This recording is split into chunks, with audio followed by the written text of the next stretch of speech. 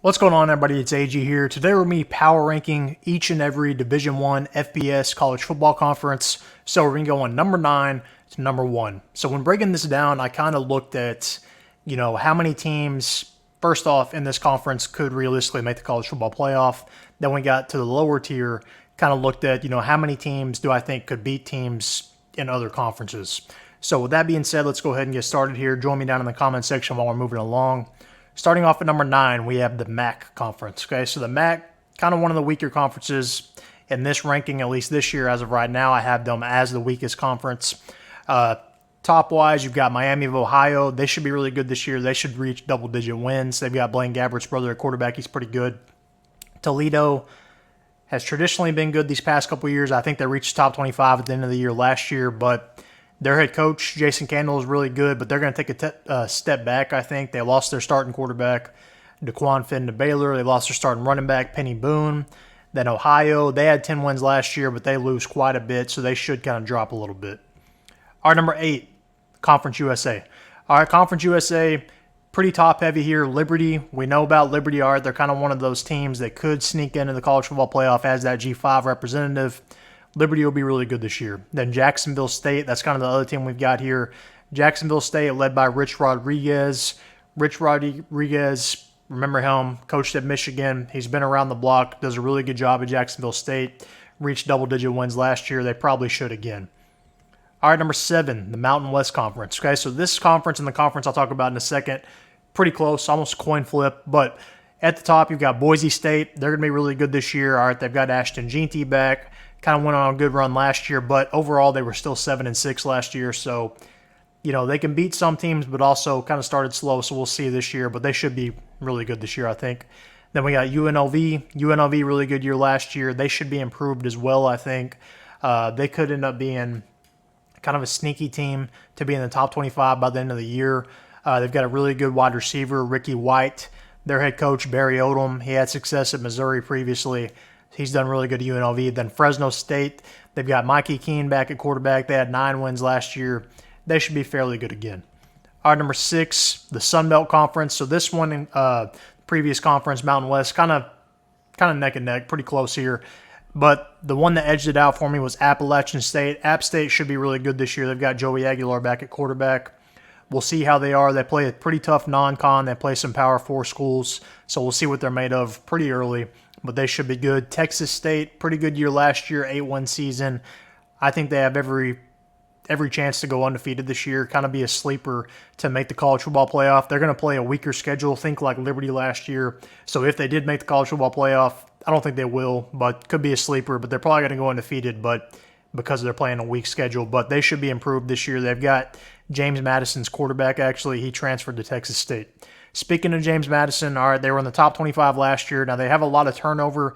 They lost their head coach to Indiana, lost their quarterback, like I just said, to Texas State, but they were good enough last year, made the top 25 at certain points in the later end of the season, so they could be pretty good again. All right, number 5, the American Conference, the AAC, if you will. So kind of the next team besides the power conferences, the next conference is probably the American in most aspects. So reason why, they've got Memphis at the top. Memphis is going to be really good this year. As of right now, it's probably who I'm picking to go to the college football playoff out of that G5. Seth Hennigan, their quarterback, is going to be an All-American candidate. They should be really good. They play Florida State in the non-con. We'll see what they're made of pretty early. USF, they kind of shocked some people last year. They're on the up and up. They've got a quarterback by the name of Byron Brown. He's really good. They should be pretty good this season. Tulane, we've heard about Tulane before. Now, they have some turnover as well. They lose their head coach to Houston, but they bring in John Summerall from Troy, who had a lot of success there. They've got their running back, Mekhi Hughes. They've got an Oregon backup quarterback coming in as their starting quarterback. They should be pretty good again. And then UTSA, they've been pretty good traditionally the last few years. Now, they lose a lot as well, but Jeff Traylor, their head coach, is pretty good. Interviewed for the A&M job this past offseason. All right, now we're into the top 4, so we're into the power conferences here.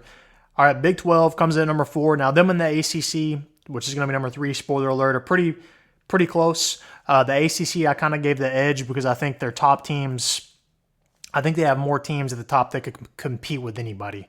I guess what I'm getting at with that. But the reason Big 12 comes in at number 4, all right, Oklahoma State and Utah, I think, are the teams to beat this year. Then you got these are in no particular order, by the way.